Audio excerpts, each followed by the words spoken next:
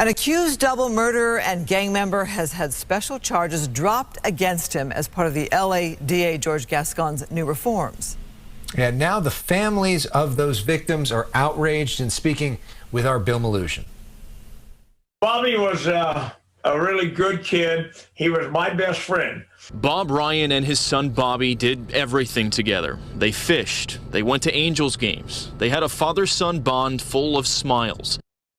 18-year-old Jacob Dominguez had dreams of joining the military and had his own special bond with his grandmother. We had such a good relationship, and I thank God that we told each other on a regular basis, I love you. But both young men had their lives cut short on December 11th, 2017. That's when gang member Raymond Gonzalez, a.k.a. Danger, is accused of murdering them at his home in Baldwin Park. It was after Bobby had gotten a car insurance payout after a crash, and he had $4,000 cash on him. This gang member knew he had this money, lured him to the house.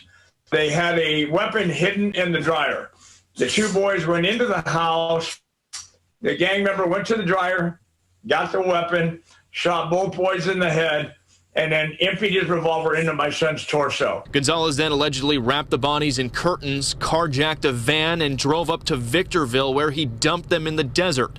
He was later charged for the murders months later while already in jail. And he was already in custody for another crime when he got arrested for my son and Jacob's murder. Both families were stunned when at a January 19th hearing last week, the judge agreed to drop gang enhancements and special circumstances against Gonzalez in accordance with DA George Gascon's new reforms. The dropping of those special circumstances takes life without parole off the table and will make Gonzalez eligible for a parole hearing after 20 years in prison, even if he is convicted of the two murders. When I heard of the special enhancement being removed, I was devastated. It was as though George Gascon had spit in my face and punched me right straight in the stomach and knocked the wind out of me. In a statement to Fox 11 tonight, a special advisor to George Gascon said, quote, "The new special directives put forward by District Attorney Gascon not only enhance public safety and increase equity, they also put victims first.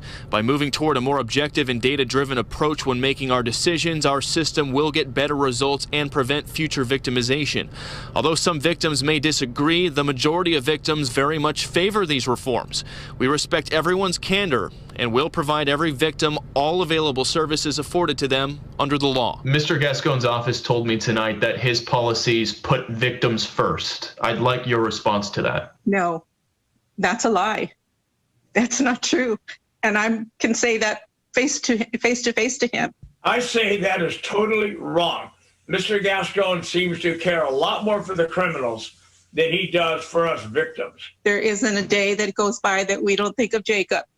He would have jumped at the chance to become a Marine. Oh, every morning when I wake up, the first thought in my mind is my son. Every night before I go to bed, the last thought is my son.